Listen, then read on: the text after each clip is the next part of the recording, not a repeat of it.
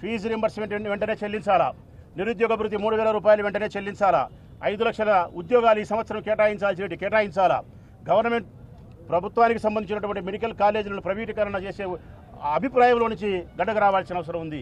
నాడు నేడు మన బడికి సంబంధించిన పనులను కొనసాగించాల్సిన బాధ్యత ఉంది. ఒక్క మాటలో చెప్పాలంటే ఈ రాష్ట్రంలో విద్యకు అగ్రతాంబూలం ఇచ్చింది జగన్మోహన్ రెడ్డి గారు. ఈ రాష్ట్రంలో విద్యకు చీకటి రోజులు తెచ్చింది ఈ కూటమి ప్రభుత్వం. ఆ దిశలో నుంచి మీరు బయటికి రావాల్సిన అవసరం ఉంది. పేద విద్యార్థులు కూడా ఉన్నత శిఖరాలు అధిరోహించడానికి చక్కటి మార్గం విద్య.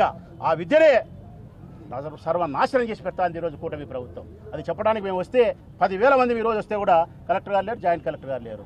ఎందుకు నిర్లక్ష్యమైనటువంటి వైఖరి? మీరు ప్రజలకు ఓట్లు వేయించుకొని మోసాలు చేసినారు. ఇది ఇస్తామన్నారు, ఇయ్యలే. నిజంగా చెప్పాలంటే మీ మీద 420 కేసులు పెట్టాలి, మీ మీద చీటింగ్ మీ కేసులు ఎప్పుడూ పెట్టినారా? మీ మీద ఏ ఒక్క హామీ కూడా మీరు అమలు చేయలే. సూపర్ 6 హామీలు అమలు చేయలే, 139 హామీలు మీరు అమలు చేయలే. గాలికి వదిలేసినారు. ఎన్నికల ముందు ఒక మాట, ఎన్నికల తర్వాత ఒక మాట. ఎంతమంది పిల్లలు పుడితే అంతమందికి మేము 15,000 రూపాయల చొప్పున విద్యార్థులకు ఇస్తాం తల్లి వందనం అని చెప్పినారు. పోయిన సంవత్సరం ఎగరగొట్టినారు. ఈ సంవత్సరం ఇచ్చిన పరిస్థితి లేదు.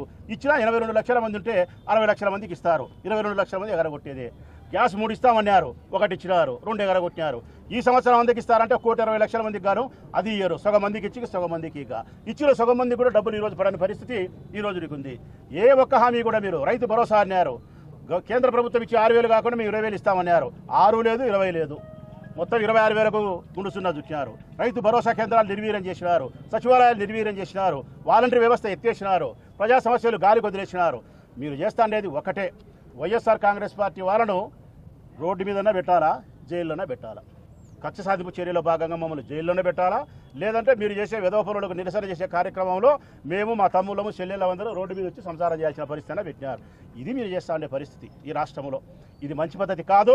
మీరు తప్పనిసరిగా మీరు చాలా తీవ్రమైనటువంటి ఇబ్బందులకు గురి కావాల్సిన పరిస్థితి వస్తుందని చెప్పి హెచ్చరిక చేస్తూ మరొకసారి జిల్లా కలెక్టర్ గారు కానీ అధికారులు కానీ నిరసన వ్యక్తం చేసినప్పుడు వినతి పత్రం తీసుకునే దానికోసం ఉండాలని చెప్పి విజ్ఞప్తి చేస్తూ ఉన్నాం.